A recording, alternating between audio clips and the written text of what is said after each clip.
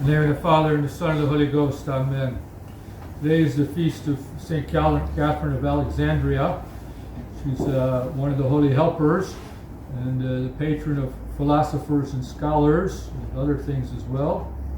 And St. Catherine was one of the saints chosen by St. Michael the Archangel to advise and give advice to St. Joan of Arc. So St. Catherine and St. Margaret were the two that came to her and helped her to win the war in France. So that was a great help they gave. So King St. Catherine is a very powerful intercessor. The modernists wanted to downgrade her and get rid of her because they don't want people calling upon her for her intercession. But she was very wise. She was very learned. She studied from a young age and became very knowledgeable in philosophy, and the emperor could not answer her when she was could not refute her reasoning when he was going to martyr her and try to convert her to the idols, and he could not refute her. So he brought all his wise men in, and they could not refute her as well. They could not answer her reasoning. They could not deny it. They were honest at least, and many of them did convert, and she converted many of her persecutors, and then finally she was martyred. And the angels took her body up to the top of Mount Sinai. And that became a place of pilgrimage.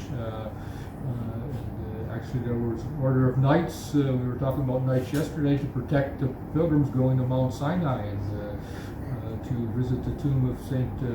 Catherine that the angels prepared for her. So she was beloved in heaven and a great intercessor. But she's the patroness of philosophy, and we should be praying her today.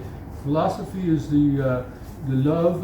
Philo means to love or like, and Sophia is wisdom or knowledge.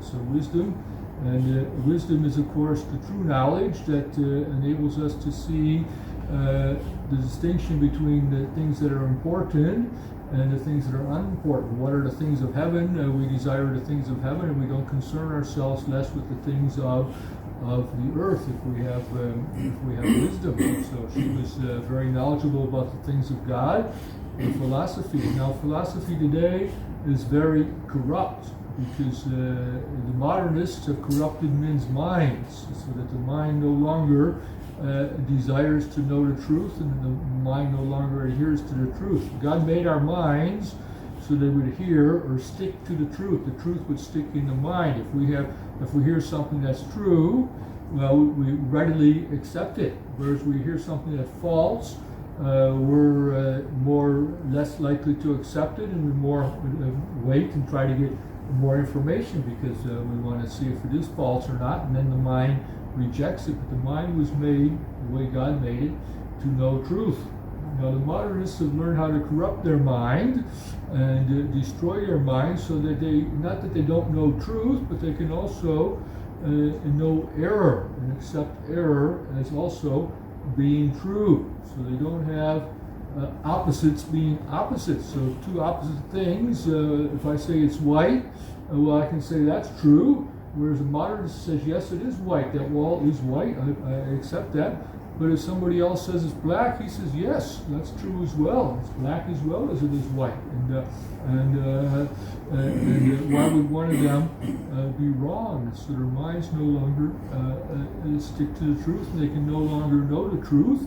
And without knowing the truth, of course, they can no longer know God, and they can no longer love God. And this is what they're doing to people's minds today with all their lies and deceits and their bad philosophy and their videos made to deceive people and all these things made to deceive people, that people are believing lies. And all these lies come from the devil, who is the father of the lies and does not want us to know the truth. He wants us to believe errors. He wants us to believe lies. And so the whole world is living in a world of lies and deceits and errors, and the knowledge of the truth has gone out of the land. It's no longer here in the land. There's no one teaching the truth anymore.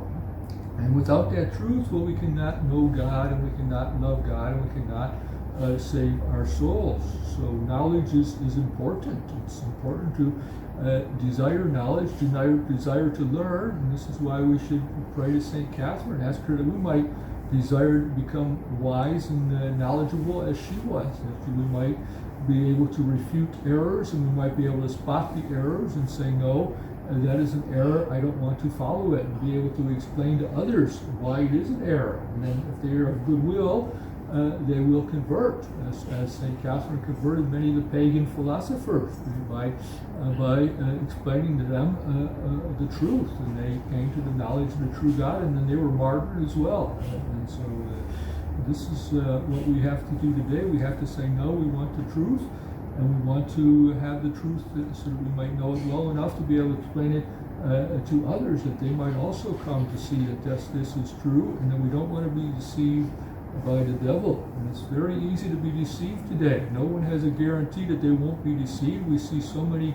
intelligent people being deceived, intelligent men being deceived and saying, yes, now what I believed 20 years ago I don't believe now. This is what is happening in the society. So they've been deceived and their minds have been corrupted, and what happened to others can also happen to us. And so we have to be very careful and say, no, I don't want that to happen to me. I want to have this true love and a true knowledge.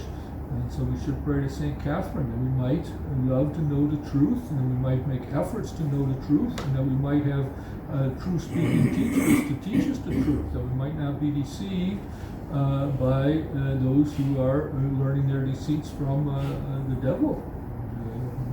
If any of you read the review I made of Father Paul Robinson's book, you see, yes, he has been deceived, and he is deceiving others. The devil is using him now to deceive others. So we need to say, no, we don't want those things to happen to us. We want to keep on thinking clearly, and we need help for that. And one great helper for that is St. Catherine. So we should pray to her and ask her to give us that wisdom and that knowledge that we need to save our souls and save the souls of others. Father and Son.